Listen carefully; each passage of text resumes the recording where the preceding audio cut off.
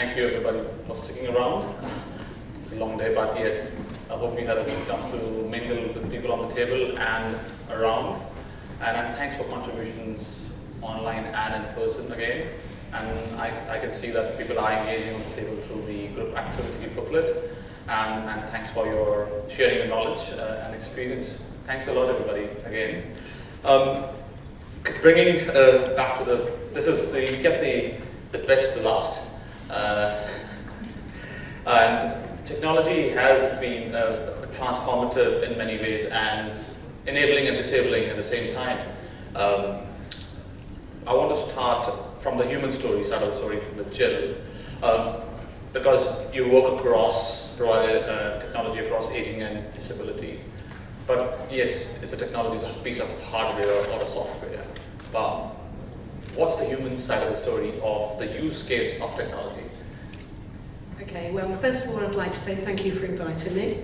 And I would also like to say that you've had some amazing panelists so far, so thank you for organising this for us, Deb. So I'll firstly tell you a little bit about Tadware so you know where I'm coming from. I am the CEO of Tadware. Tadware is Technology for Ageing and Disability WA, and we support people to live as independently as possible for as long as possible and to live the life that they want to live.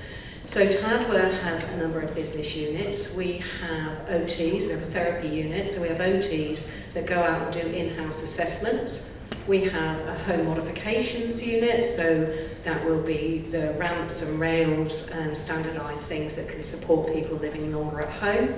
We have recreation and mobility, so we customise bikes and trikes for people with disabilities.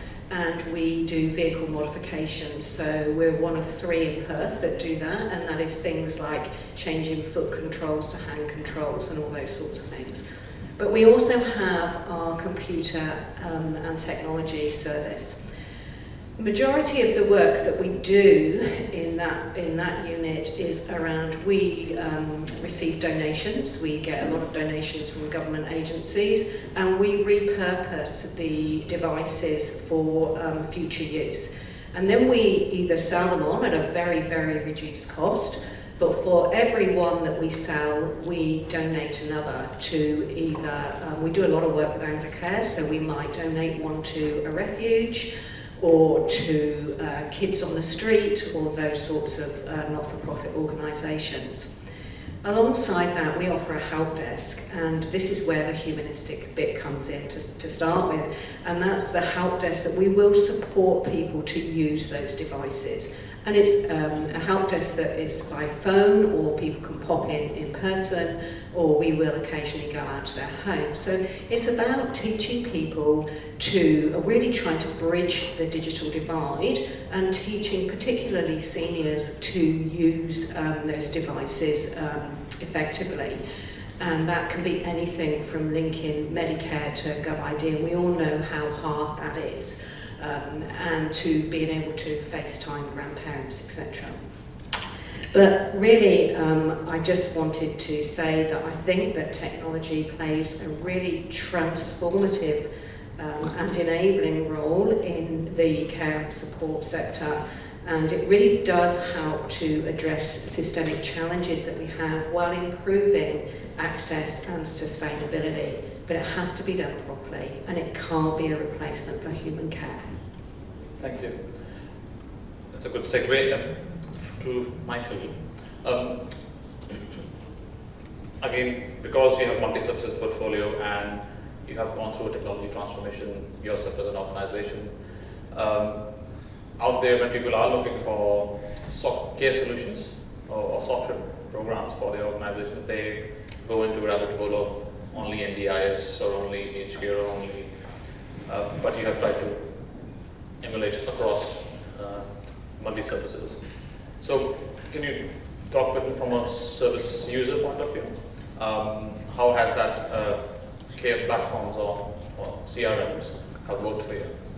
When you say from a service user, you mean from a provider perspective, yes, as opposed to the people we're supporting? Yeah. Okay.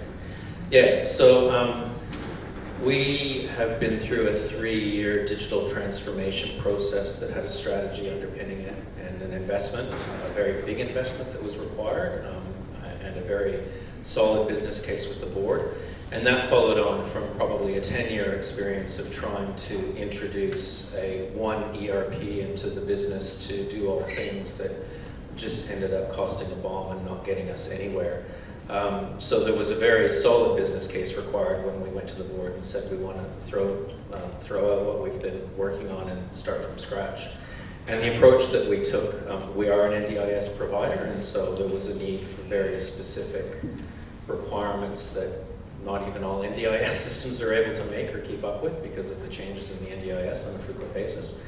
But we effectively, in the last 3 years, we had 48 different projects running concurrently or consecutively, and that have touched every single aspect of the entire organization.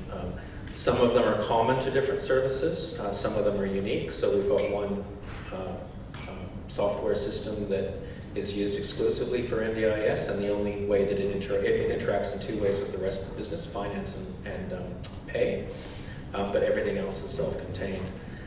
We've got other CRMs that we've been able to adapt for use across multiple services, and then we've got bespoke systems in a number of areas of the business that just didn't have anything off the shelf that we could locate. And it's all interconnected, and the next aspect of this digital transformation for us is how do we bring all of these data points that we've got across numerous systems across the organization together. And so that's phase 2 of our digital roadmap.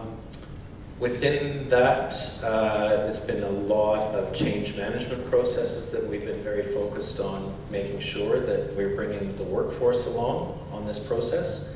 And we've had a few hiccups along the way where we weren't as focused on change management as we should have, and we found out very quickly what happens is that people go back to Excel spreadsheets if you don't do it right. So there's been some learning along the way. But I would say ultimately this has transformed the way that we're able to understand what we do.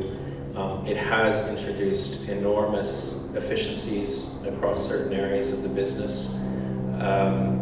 It has cost a lot, and it will continue to cost a lot, and I think that this is the element that funding bodies don't understand, and we're fortunate that as a fairly significantly sized organization we've had the resources to put into this, and I would say that for smaller organizations that will continue to be a real struggle because we've talked this morning about compliance and regulation and what that is.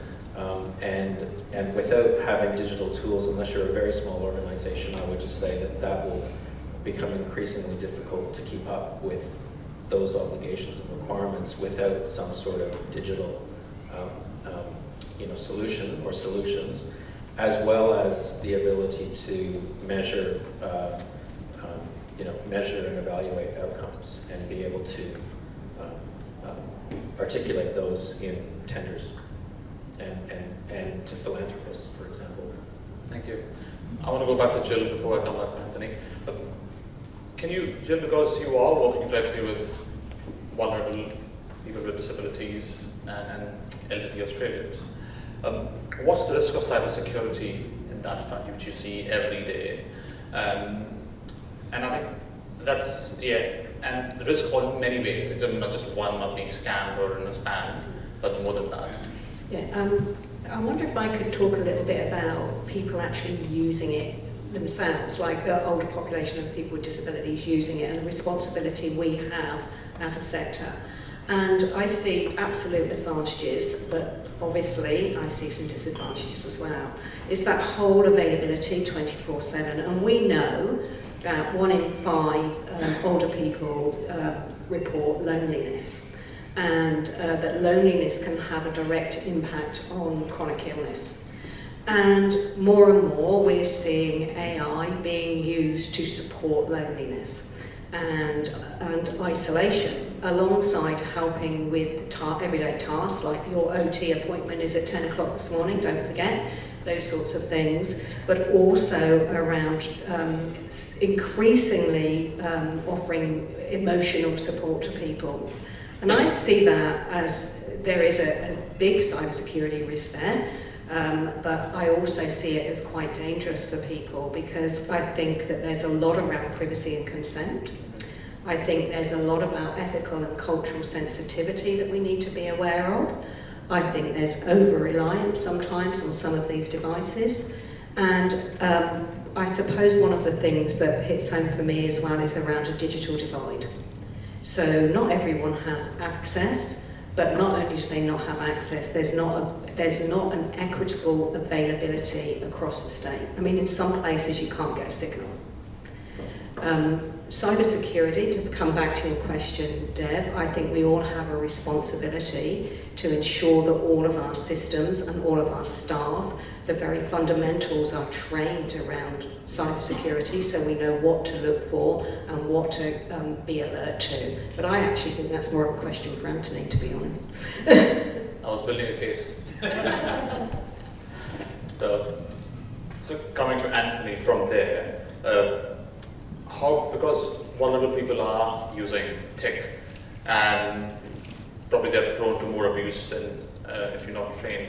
And how can a good care tools or care products can create that firewall around them to safeguard of that abuse which we have seen in physical through software?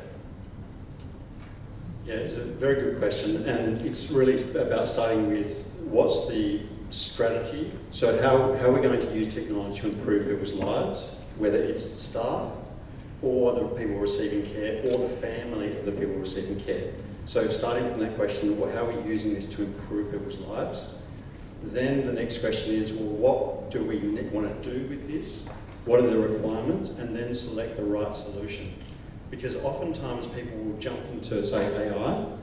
They won't even have a premium or a suitable license, and they can't even stop the software company from training its systems, its models, on their private data. So that is question number one. So which tech should we be using? How should we be using it? Do we have the skills to use it? And because people can implicitly trust this black box before they've actually tested to see, does this provide us with the insights and the information and the guidance we need? So it's really, it's almost like when the internet first became a thing, people needed to experiment to realise what could go wrong. But now I think organisations really need to quickly get to a point of saying, actually, this AI is incredible. And personally, I've experienced how incredible it is, but it can also be very damaging, especially if it gives you the wrong information. You don't even realise it's wrong. So that's the perspective. And then also in terms of safeguarding and helping staff to realise how they should deal with different situations, actually almost putting the brakes on, so even if they can get quick answers from AI, doesn't necessarily mean that that's what the answer they should believe. They actually need to pause and consider until they know that what they're thinking would be best is the best thing. Can I jump in there? Because I was talking to Anthony earlier about this. Sorry. And I was saying it's like a sheepdog herding sheep, isn't it? So if the sheepdog herds the sheep well, everything goes great and those sheep all get into the pen. But if one of them goes stray and it's not picked up, then the rest go stray as well. And I think it's really about how we use AI and how we can actually control that and use it as a complementary process for us, and we keep all those sheep together. Because it's moving very, very fast. So fast it's a bit scary. Yeah, I was going to jump in there and say, I'll walk away. Yeah, Dev, thanks for coming. We'll just take it from here. AI is moving so rapidly that we don't have time to we almost don't have time to kind of stop and think about what it means. So normally in good management, good leadership, we kind of stand back, think about, okay, let's put a strategy in place. There's almost not enough time to do that. Clearly, we have to be keeping up with what's happening. And we got off the mark very quickly in terms of putting a policy in place around the use of AI, and distributed it out to the organization. We've got almost 500 people working for us, many who work remotely. So, really, I don't know how many people have read that policy, to be very honest, but it's out there. We communicate its importance. But I know that our ICT team consistently, on a weekly or daily basis, has got people approaching them and say, hey, can I use ChatGPT to do this? Can I use Copilot to do that? And pushing back against that, that's the people that we know are coming to our ICT team to ask about it.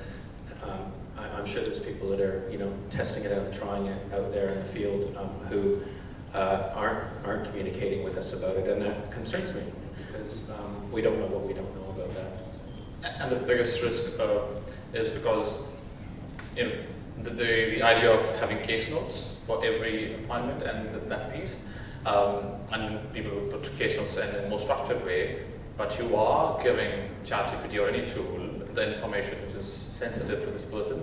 Mr. A did this, and all of that information is going into AI, into ChatGPT, and that data is being used for other reasons as well. So that's probably a bigger challenge.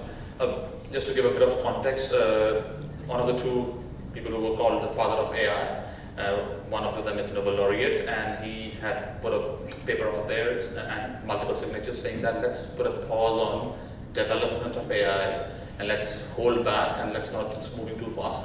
People can't react. And hence there's a new terminology called ethical AI and AI governance. So what you did is as a policy is part chapter 1 of AI governance. But I want to understand what conversation you're having with the board, because you can't push a large transformation conversation on AI with your own staff members. What kind of conversations you're having with the board, and then what are they worried about on cybersecurity and AI? Are you asking me or are you asking? Both of you. Both of you. Okay, I'll talk at cybersecurity first because in some ways that's easier because it's more straightforward than AI. So cybersecurity of huge importance to us. One of the other agencies in the United Care network around Australia got hit by a very big ransomware attack a couple of years ago now, and that was a very big wake-up call to us as an agency because of the networking that goes on between our agencies and also the opportunity for some learning. So very quickly we accelerated our focus on cybersecurity, and we now meet the Essential 8 at level 1, and we've got a dedicated role in the organization for cybersecurity and training around cybersecurity. So all of us have to do monthly training, it's mandatory, and there's phishing, simulated phishing put out through the organization. We have a huge emphasis on it, and we recognize the value of that, and the board is involved with that themselves at their request, because they are also equally as concerned about the risks around cyber. In terms of AI, I mentioned the policy we put into place. We're fully within the Microsoft 365 suite, so we use Copilot and provide some security around that. With work devices, they're monitored, and things like ChatGPT are not allowed on work devices. So we're continuing to just do what we can at this point in time, and informing the board of those steps to try to keep pace with what's happening, while also looking to the future, because we don't want to stop it. We just want to be more in control of how we're using it and how the organization is accessing it. Not dissimilar, actually. Our board are quite engaged, and we do have cybersecurity come up as a regular agenda item on our board meetings, and we do similar things. We, adhere to the Essential 8. We've got a risk register. We've actually done a risk assessment around cybersecurity and use of AI just quite recently. And we've also got in-house training and things, similar things like we do the phishing emails and things. As I say, it's moving so. I don't know if anyone's seen the Grok 4 YouTube video. It's moving so fast that keeping a pace of it is the challenge that we've got, really. And actually keeping our staff a pace of it and reiterating that you don't give out this information and that information. But I think, as I said, this technology is amazing. Isn't it right that AI can get a PhD in any subject within a matter of minutes? Something like that. It took me years. And it's quite scary. Can I add something there? Yes, you can. The thing that a lot of organisations struggle with is that even if they've got the size and scale to employ 1 or 2 people to respond to cybersecurity threats and incidents, when something hits, they don't have enough manpower, the human power to actually respond. So it's actually about actually saying, well, who can we partner with that can throw massive expertise and capability to resolve the problem as quickly as possible. So, and also where cybersecurity and AI come together is that bad actors have got access to phenomenal power in AI so that they can get more and more sophisticated. But also, I don't want to make this discussion, I hope we discuss more than AI and so forth about this, because there's so much more to tech than AI. Yeah. One last one. Social isolation cuts through age care disability, people with mental health issues. And you touched on AI companions. And so there are 2 pathways on AI companions. One is, all good and happy, all good, fine. Good conversations, helping me have somebody to talk to in those moments and having a conversation with somebody when nobody's around.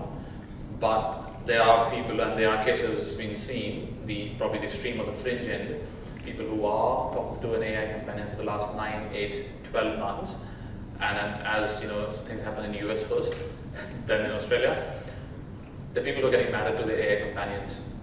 People are young people mostly with intellectual disabilities or mental health issues who are socially isolated by default of what they're doing and what they're having, and they are vulnerable in many ways.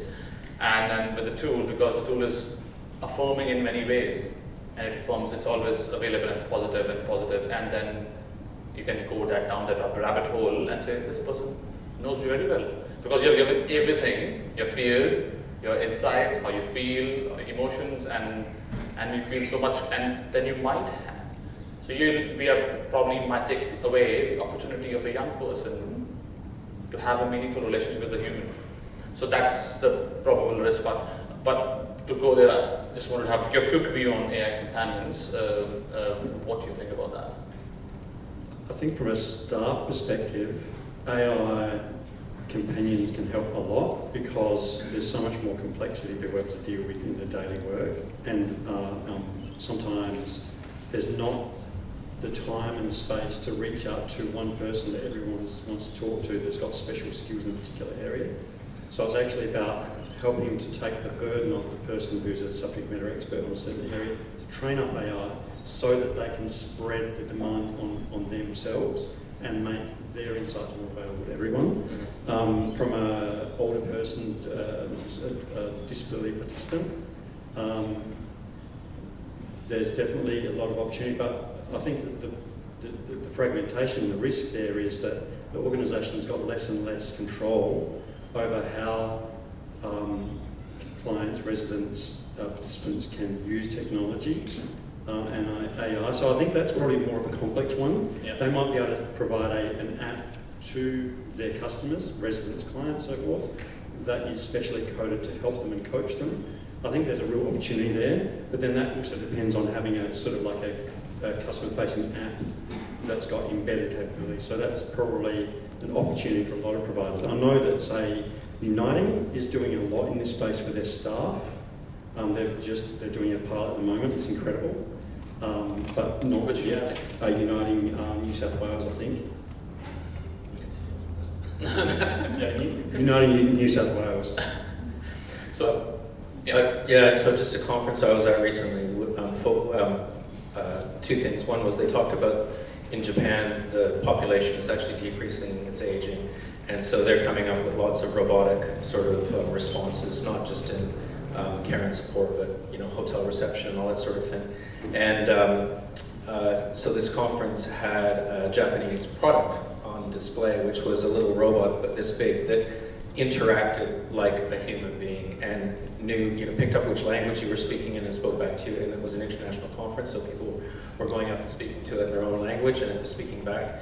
And the idea being not that it is a replacement for care, but that it and other tools can start to replace the care needs that some of the basic care needs that mean that support workers then have more time to engage with the person. So I think that's a very positive step forward as long as it's used for good and not evil, if we say it like that. The other way that technology was demonstrated at this conference that I thought was very interesting was a cafe that's, for all intents and purposes, looks like a robotic cafe. It has those robots that you might see in a sushi restaurant here or something like that delivers the food, but all of the robots were actually controlled by people who were living with a disability or had psychosocial anxiety disorders, who were in their own lounge rooms and actually guiding the robots and interacting with the customers in the cafe, even though it was the robot physically there. So I thought that was an amazing use of technology and a stepping stone for some people to move from that space of not wanting to be in the outside world to actually moving through a journey. Yeah, you know, I think I'm the one that always puts the downer on it because I'm always coming up with the negatives here. But actually, I have to say, I think it's great, and I think we have to embrace it. And I think that's some really, really good examples. And even for that, you know, just the general routine cognitive engagement, like doing puzzles with people and those sorts of things. But what worries me is exactly what you just said, is yes, your robot won't get angry with you, won't be grumpy with you, but then are people missing out on that human connection and those nuances within a human relationship?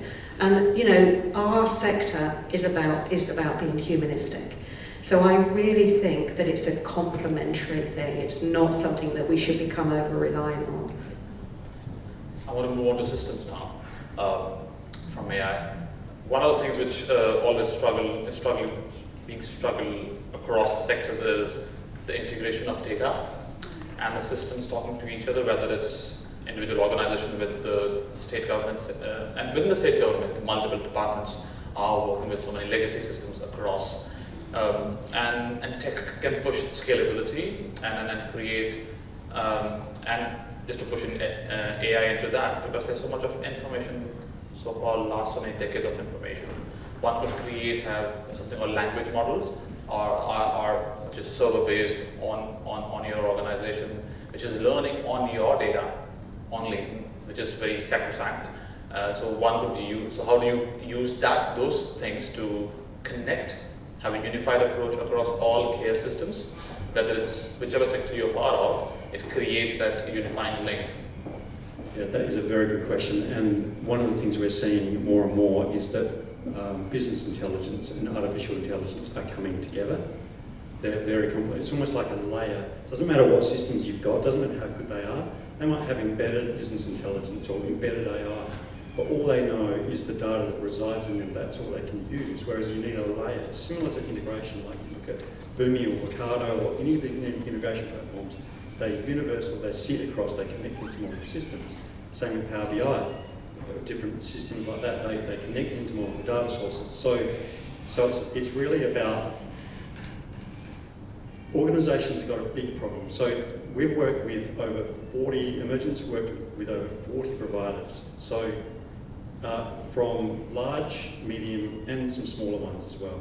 The universal problem, everywhere you go, I think every organisation we're consulted to, they do not have enough integration, firstly.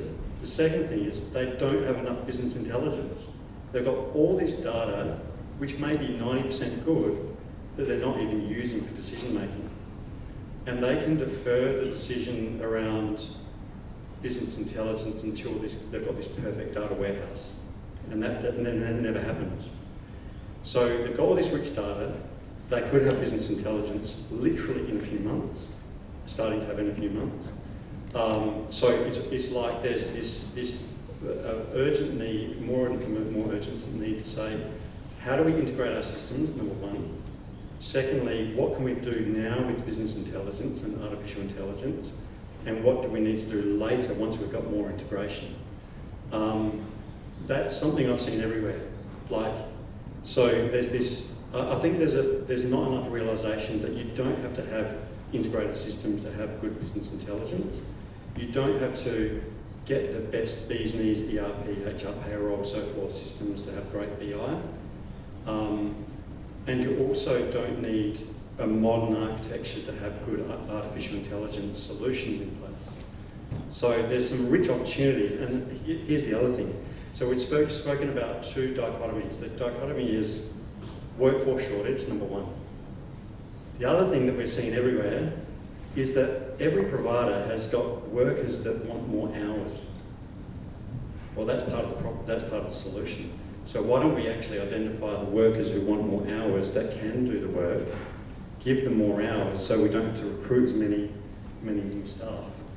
So, and it's often sitting in the data in the client management system or the residential rostering system in the HR system to say, oh, well, let's uplift, let's actually utilise our workforce more, so that then we don't have to recruit as much, as well as we get to hold on to and retain staff for longer because they've got the hours that they need to pay their own bills. So I think this is almost the elephant in the room.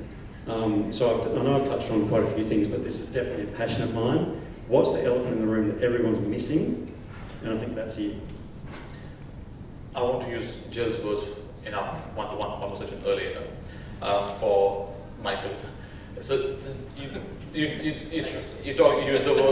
were using the word digital inclusion and equity, and I think from a point of view of your clients and people who you are serving as an organization, how does the line becomes dark and grey, or the clear and grey between is the divide clear and real, or are the people who are using your services are on the worst side of the digital divide? And how's inclusion happening there?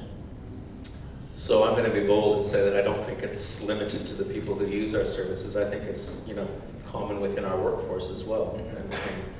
And we know that I have trouble understanding it, that people can go on their app and do their banking, but they can't use the software tool that we've provided with them on their phone to manage their own roster. But in any case, that's the way it is. And so we have to think carefully about that.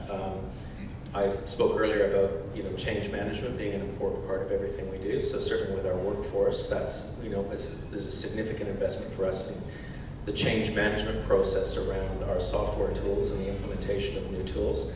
In terms of our service users, a lot of what Gill already spoke about, we see within our own service users. So the lack of access to enough data, whether that's on their mobile phones or because they can't afford to have an NBN connection at home. The technology becomes outdated and they don't have the ability or funds or capacity to understand what it means to upgrade. I mean, I noticed in some stuff that's popping up on my social media, Windows 10 is about to not be supported anymore. So there's probably lots of people out there who are still on Windows 10 products. So I don't really have an answer for that. We're part of a digital inclusion project that involves about 40 sectors across the organization. Yeah, Tad was a part of that as well. Yeah, and we've had varied success, if I call it that, with supporting the people that we've chosen who volunteered to become part of that, and they were given access to the NBN and given laptops and given training, and there's still limited take-up of that. So I don't really have a clear answer. I think it's a challenge that we have to just continue to work on overcoming. I want to go back to you on the same one, because you're the one who would coin that term for me, digital inclusion and equity. Can you explain that term, what it means to you as an organization? So, as an organisation, digital inclusion is allowing everybody to have access to devices and supporting use of those devices in training and development. But I think that the equity bit for me is around the availability. So we're a big state, and as I said, we can't always get a signal everywhere in the state. And if we haven't got that basic infrastructure across the state, how can we truly say that we are equitable in our digital inclusion? It's a good question to ask, and maybe it's about getting back to the basics. What does everyone have access to? Generally, they have access to SMS, and providers can try and get really fancy and have apps and so forth. But often the simplest technological solution like SMS can be accessible to everyone, and also family. So I don't know, I know that some older people, people living with disabilities don't have the necessarily family support around them, but oftentimes older people particularly will have at least one family member that can help them to navigate digital. So it's really about maybe making it easier for the family to know what technology can be provided and accessed, so that then they can support the customer. Didn't we say earlier that today people are born with a mobile phone in their hand?